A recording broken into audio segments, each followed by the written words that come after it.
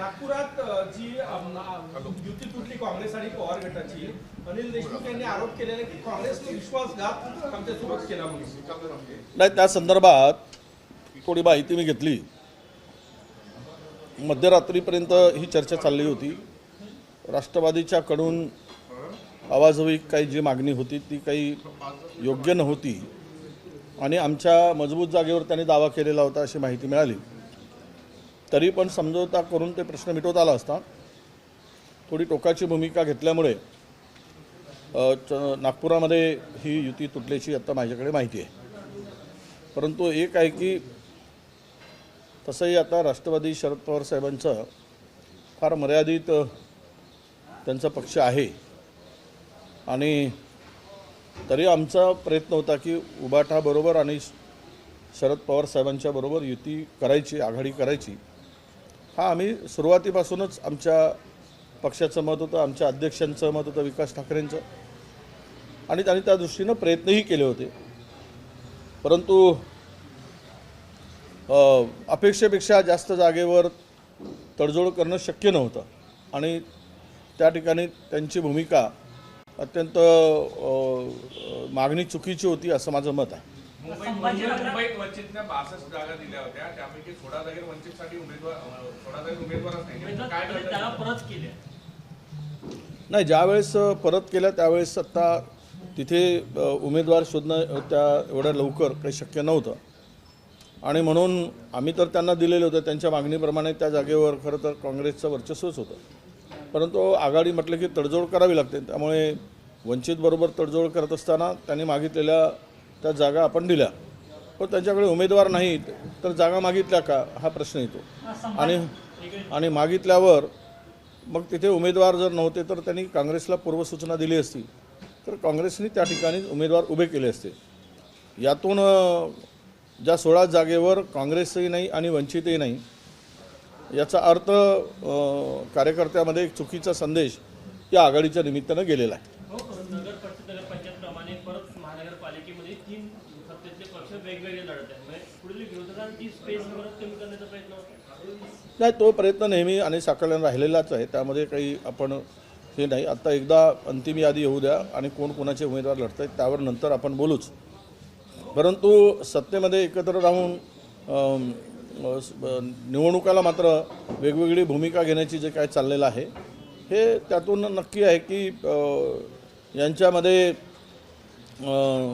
सत्ताधाऱ्यामध्ये समन्वय नाही आणि सत्ताधाऱ्यामध्ये एकमत नाही आणि सत्तेसाठी ते वाटेल त्या स्तराला जाऊ शकतात असा त्याचा अर्थ होतो. काँग्रेस भाजपवर आरोप करतो. चंद्रपूर महानगरपालिकेत काँग्रेसच्या तिकीट वाटप झालं त्याच्यातही घोळ झालं, तुमच्या समर्थकांच्या तिकीट कापल्याचा आरोप आहे. नाही, हे आता काही अंशी हे खरं आहे की पण त्याची जबाबदारी तिथल्या खासदारांनी घेतलेली आहे. आम्ही सर्व उमेदवार निवडून आणतो आणि आमच्या मनाप्रमाणे ते झालं पाहिजे तशी त्यांची भूमिका होती. त्यामुळे त्यांच्यावर जबाबदारी त्यांनी घेतल्यामुळे काही आमच्या समर्थकांना तिकडे समर्थक म्हणण्यापेक्षा काँग्रेसचे सिनियर लीडर होते, 4-4 वेळचे नगरसेवक होते, त्यांनाही थोडासा बाजूला करून त्या ठिकाणी त्यांनी भूमिका घेतली की जबाबदारी माझी आहे असं खासदारांचं मत आहे. तर त्यामुळे आम्ही त्यांना आग्रह केला की त्या ठिकाणी प्रयत्न केला, आमचे अनेकांनी प्रयत्न केला, पण त्यांची भूमिका एकदम त्या संदर्भात टोकाची होती आणि जबाबदारी घेतल्यामुळे त्यावर अधिक मला बोलण्याची गरज वाटत नाही. महानगरपालिकेत विजय झाला किंवा पराजय झाला तर खासदारांची जबाबदारी असं म्हणायचं तुम्हाला? नाही, आता असं आहे की कोणी ना कोणीतरी जबाबदारी घ्यावंच लागते. अंगावर घेऊन निवडणुका लढाव्या लागतात. मला महाराष्ट्र बघायचं आहे. शेवट महानगरपालिकेमध्ये महाराष्ट्रभर दौरा करायचा आहे. तर त्यामुळे तेथील जबाबदारी उमेदवार निवडीपासून त्यांना हवे ते उमेदवार पाहिजे होते जिंकण्यासाठी. त्यांचा निकष वेगळा होता. त्यामुळे अनेक सिनियर लोकांना, अनेक पक्षामध्ये अनेक वर्षापासून काम करणाऱ्या लोकांना ते निवडून येणार नाहीत अशी भूमिका किंवा त्याच्याकडे काय रिपोर्ट असेल त्या आधारावर त्यांनी ते उमेदवारी दिलेल्या आहेत. आणि जबाबदारीसुद्धा आता त्यांची आहे, त्यामुळे त्यांनी जबाबदारी घेतली आहे. पण संभाजीनगरमध्ये महानगरपालिका प्रचंड राडा सुरू आहे. संभाजीनगरमध्ये प्रचंड राडा सुरू आहे. होण्याची शक्यता भाऊ, संभाजीनगरमध्ये प्रचंड राडा सुरू आहे. भाजपच्या इच्छुक उमेदवारांचा राडा आहे. किनेकर जे आहे, संजय किनेकर यांचा समजूत काढण्याचा प्रयत्न या ठिकाणी होतोय. नाही, राडा तर होणारच आहे, कारण त्यांनी सर्वच पक्षामध्ये, आमच्याही पक्षामध्ये काही ठिकाणी उपरी लोक घेतल्याची चर्चा अनेक ठिकाणी तक्रारी येत आहेत. भाजपमध्ये सुद्धा तर हा मोठा प्रमाण आहे की बाहेरून आलेल्यांना उमेदवारी दिल्या गेली आणि त्यातून निष्ठावंतांना डावलल्याची चर्चा जोरात आहे आणि त्यातून झालेला हा उद्रेक आहे. खरं तर भारतीय जनता पक्ष हे वापरून घेऊन त्यांचा वापरा आणि फेका असं त्यांचे धोरण आहे. त्यामुळे आक्रोश जो संभाजीनगरमध्ये दिसतो आहे ते पक्ष निष्ठा सोडून पक्षातून बाहेर आलेल्या लोकांना भारतीय जनता पक्ष आता काँग्रेसची स्थिती जी होती पूर्वी ती आता भाजपची आहे असं म्हणायला हरकत नाही. भागवत कराड यांना इथे भाजपच्या नाराज कार्यकर्त्यांनी घेरलेलं आहे. प्रचंड नाराजी पक्षावर व्यक्त केली जात आहे संभाजीनगरमध्ये. नाही, आता संभाजीनगरमध्ये आघाडी होईल आता त्यांची युती होईल असं संकेत होते, पण कालपासून जे वातावरण निर्माण झालं आणि वेगवेगळे लढण्याचा निर्णय घेतला त्यामुळे कार्यकर्त्यामध्ये स्वाभाविक जागा देण्यासाठी स्कोप होता. परंतु हे सगळं वातावरण जे काही तयार झालं असेल तो त्या पक्षाचा अंतर्गत विषय आहे, त्यावर मी अधिक भाष्य करणं मला चुकीचं वाटतं. पण एक नक्की आहे की काँग्रेस आम्ही जे लढतो ते वैचारिक दृष्टिकोनातून लढतो. भाजप हे सर्व काही सत्ता मिळवत असताना निष्ठा काही ठेवायचं नाही, जिंकणं हाच निकष आणि त्या दृष्टीनं त्यांनी ते तिकीट वाटप कदाचित केलं असावं. मुंबई महानगरपालिकेत 16 ठिकाणी काँग्रेसने उमेदवारी दिलेली नाही आहे. मुंबई महानगर झालं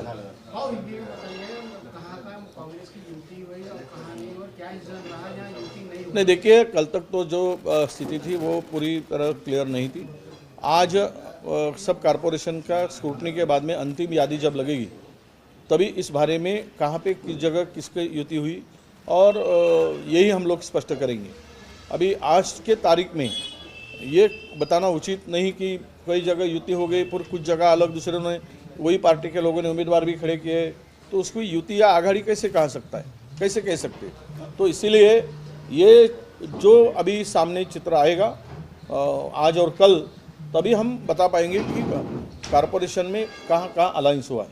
भाऊ, मुंबई के 3 वर्षों का अगर विकास निधि देखा जाए तो जो सत्तारूढ़ पार्टी के जो नगर सेवक थे उन्हीं को दिया गया है 99%. क्या बोले? जो विकास निधि है वो सत्तारूढ़ पार्टी वो कभी देखिए वो उनके जो धोरण है सत्ताधारियों का विरोधियों को देना ही नहीं, ये तो गलत है. ये मतलब कि महाराष्ट्र का समतोल विकास की बात नहीं है. ये अपने पार्टी के लोगों को फंड देना, दूसरों को नहीं देना, तो ये तो विकास की उनकी परिभाषा ही बदलती है. और भाजपा हो या उनके अलायंस पार्टनर हो, ये खुलेआम कर रहे विरोधियों को दुश्मन समझकर, वो हमारे जात पीढ़ी आने हमारा दुश्मन ही है, वो उनसे हमारा कोई लेना देना नहीं है. इस तरह का लोक प्रतिनिधि के साथ में विरोधी लोक प्रतिनिधि के साथ में व्यवहार करना मैं मानता हूँ कि ये दुर्भाग्यपूर्ण है. 11 जनवरी को पंतप्रधान मोदी मुंबई में आ रहे हैं धार्मिक कार्यक्रम में, पर कहीं ना कहीं राजनीतिक एजेंडा वहाँ से होगा. नहीं, चुनाव के 4 दिन पहले आ रहे, वो भी धार्मिक कार्यक्रम में आ रहे, तो ये तो वोटों का बंटवारा करने के लिए, वोटों का ध्रुवीकरण करने के लिए, पोलराइजेशन के लिए ही वो आ रहे. उसके पीछे वो बराबर जाते हैं. जहाँ पे कभी केदारेश्वर जाके आंखें बंद कर देते हैं तो तभी पता चलता है कि वो किस लिए गए थे. और इसलिए जहाँ वो चुनाव के वक्त ऐसे धार्मिक कार्यक्रम में जाते हैं तो उनका उद्देश्य यही होता है कि धार्मिक ध्रुवीकरण करके, धार्मिक वोटों का बंटवारा करके वोट हासिल करने के लिए उनका एजेंडा है. 11 तारखेला पंतप्रधान संजय राउत ने कहा समाजाची सभा जय श्री राम नहीं चलेगा. संजय राउत ने कहा है कि मुंबई में जय श्री राम नहीं चलेगा, जय महाराष्ट्र चलेगा, ऐसा संजय राउत ने कहा. नहीं, देखिए, धर्म और राजनीति अलग होती है. राजनीति विकास की करनी होती है. मैं कल भी कहा था कि कल रास्ते का भिखारी पेट के लिए भीख मांगता था, आज के भारतीय जनता पक्ष की राजनीति ऐसी चल रही है, वोट के लिए भीख मांग रहे। वो भी अल्लाह के नाम से, भगवान के नाम से भीख मांगता था, अब ये धर्म के नाम से भीख मांग रहे। ये विकास की नीति होनी चाहिए। हिंदुत्व के नाम पे वोट बटोरना ये कोई विकास की नीति नहीं होती। धार्मिक ध्रुवीकरण करके वो विकास की बात करते हैं। तो वो भिखारी में और ये भिखारी में फ़र्क क्या है? वो भी तो पेट के लिए मांगता था, ये वोट लेकर पेट भरने का काम ये भी करते। दोनों भिखारी बराबर के। मीरा भाईंदरमध्ये भारतीय संविधान को कश्मीरी भाषा में किया गया, अनेक वर्षों से चल रहा था, अब वो पूरा हुआ है। भारतीय संविधान को कश्मीरी भाषा में अनुवाद किया गया। नहीं, ठीक है ना। हर देखिए, भारतीय अपने भारत में विविध भाषा का प्रांतवार रचना है, और इसमें अगर हर भाषा में संविधान समझने के लिए एक उनको आसान होता है तो उस भाषा में जल्दी होना चाहिए था। काफ़ी दिनों से ये चल रहा था। आज कश्मीर में संविधान, उनको कश्मीरी लोगों को समझना चाहिए और संविधान पे देश चलाने के लिए उनका भी उतना ही सहभाग होना चाहिए। ये बहुत अच्छी बात है कि उस भाषा में अभी ये काम पूरा हुआ है।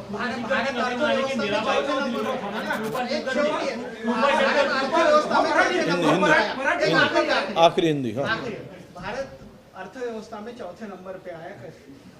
ये कुछ नहीं आया है। ये सब जुमला है, नया जुमला। इलेक्शन के वो नए जुमलों का एक नया और जुमला है। भारत की अर्थव्यवस्था ऐसी होती तो रुपया की कीमत बढ़ती, डॉलर की कीमत कम होती। तो ये तो यही बताता है ना, एक तरफ अर्थव्यवस्था को मजबूत हुआ करके चिल्लाना और अपना दावा पेश करना, तो दूसरी तरफ रुपया का गिरना। तो ये मोदी साहब ही कहते थे जब रुपया गिरता है तो सरकार की साख गिरती है, सरकारी इज्जत जाती है। तो अभी नहीं जा रही क्या? तो ये सब जुमला है। कोई अर्थव्यवस्था को मजबूती नहीं मिली है। जिस दिन रुपया डॉलर के बराबर आएगा तो हम समझेंगे कि भारत की अर्थव्यवस्था पूरे दुनिया में तीसरे नंबर पर है, दूसरे नंबर पर है, चौथे नंबर है, बताने को आसान होगा। मीरा भाईंदरमध्ये कृपाशंकर सिंग असे म्हणाले की भाजपचा उत्तर भारतीय महापौर बनेल. कृपाशंकर सिंग यांनी दावा केला. कुठे? मीरा भाईंदरमध्ये भाजपचा उत्तर भारतीय. नाही, आता उत्तर भारतीय जातो उत्तर भारतीय म्हणतो, बिहारी जातो बिहारी म्हणतो, आणि ज्याला उद्या गुजराती जाईल गुजराती म्हणेल. आता ज्यांना त्यांना मतं घेण्यासाठी असे पद्धतीनं भाषणे करावे लागतात, स्टेटमेंट करावे लागतात. पण मुंबई आणि आसपासचा परिसर हा कधीही जात आपला भाषावाद कधी सहन करत नाही. कोणीही झाला तरी लोकांच्या बहुमताने तो महापौर ठरतो. कृपाशंकर सिंग जी म्हणत असतील तर तो त्यांच्या पक्षाचा दावा आहे, त्यावर मला बोलण्याची गरज वाटत नाही. देश विदेशातील प्रत्येक घडामोडींचे लाईव्ह अपडेट मिळवण्यासाठी आता साम टीव्हीच्या सर्व सोशल मीडिया प्लॅटफॉर्मला लाईक, फॉलो आणि सबस्क्राईब करा. तसंच सर्व नोटिफिकेशनसाठी बेल आयकॉन प्रेस करायला विसरू नका.